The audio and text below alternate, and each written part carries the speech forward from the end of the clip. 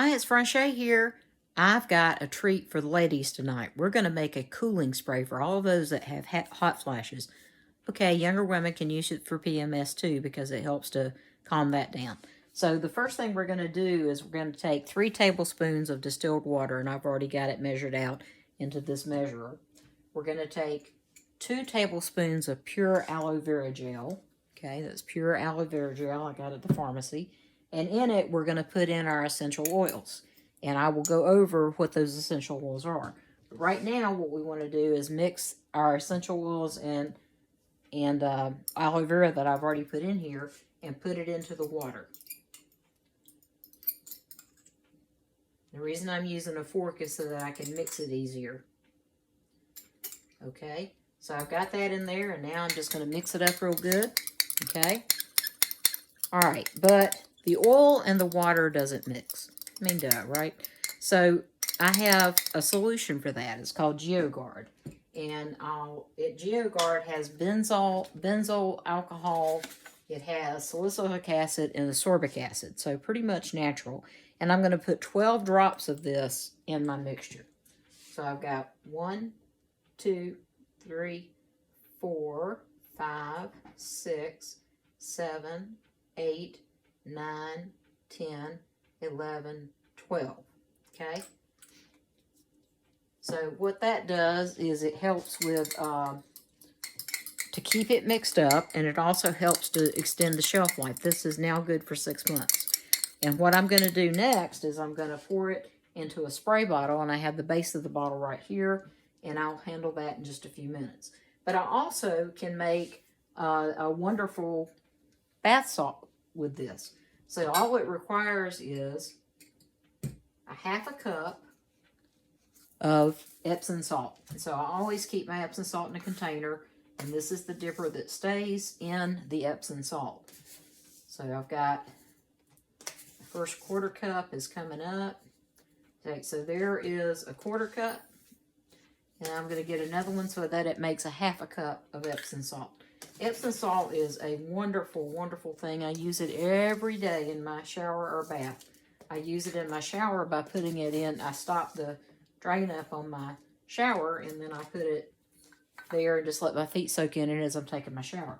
All right, so then we have a half a cup of Epsom salt. And to that half a cup of Epsom salt, we're just going to take Lady's Choice, which is what I used, and it requires 14 drops of this. So I'm going to go ahead and put 14 drops. 1, 2, 3, 4, 5, 6, 7, 8, 9, 10, 11, 12, 13, 14. Okay? Then I'm going to put it over here in this container and shake it up to mix it. Then I'll put it in a pretty container for my friend. All right, so what goes into this what goes into this recipe is lavender. Now, lavender, and that's part of the thing that is the blend that we call Lady's Choice, okay? 100% pure therapeutic grade essential oils. So lavender helps with PMS, right? And hot flashes. But did you know it also dates back in antiquity to some homegrown medicine that we know about? 300 BC, I'm probably not going to pronounce this right, but the Greek physician Theophrastus mentioned it and helped for the woman's time of life. So did Descartes, who, I believe he published it in 77 AD. It's a 5-volume work of physician stuff that was known to them in that time. And it included lavender for lady things. Also, Pliny the Elder used it and mentioned it for menstrual things too. And this is really interesting. Queen Elizabeth I, who until Queen Elizabeth II came along, I believe was the longest reigning monarch in England. She would grow lavender, have her lavender grown in her little kitchen garden, and she would drink a lavender tea from the lavender buds for her migraines. And the source I looked at said she drank it every day. All right, we're also it uses clary sage. Clary sage is it's estrogen-like in its constituents, the terpenes and sesquiterpenes and things like that. It also is a relaxant, so I can definitely see how that would help. It dates back to ancient Egypt and Rome. So you can look into that. And it's also including marjoram. Okay, marjoram is, you go back to ancient Greeks and they used it for edema. Anybody that's a part of hormonal things as a woman, you know that edema is part of it. So it was also included in Descartes in AD 78. Hildegard of Bingen, who just is a wonderful, wonderful source. She lived around 1100 AD, and she mentions it in that for PMS, hot flashes, and muscle soothing. And then geranium. Geranium can help with circulation. And those of you, I don't know about how it would affect menopause, but I know when I was having my cycle that I needed to help circulation to get through it.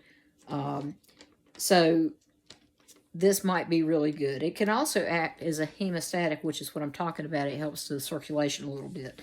And it's hormone balancing. We also going to put spearmint essential oil in this, which is gentler than peppermint, and actually it can be grown in the heartland of America and is grown in America, and that is the spearmint. But lavender is grown. There are several farms near the island I live on the mainland that do lavender. So that's going to be the cooling spray, and when I get it in a spray bottle, all you do is spritz your face and neck, and voila, you feel better, and you feel cooler, and everything's great.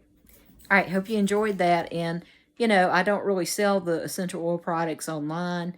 However, what I want you to do is maybe consider going to my website where I create handmade goods like this necklace, okay? And that is obxcrafted.com. That's OBX and the word crafted, CRAFTED.com. OBX stands for the Outer Banks of North Carolina, which is where I'm living on an island. So anyway, thank you so much. Go to my website. Please subscribe to this channel so I can get enough subscribers to do things live instead of recorded. Thank you. Have a good day. Bye.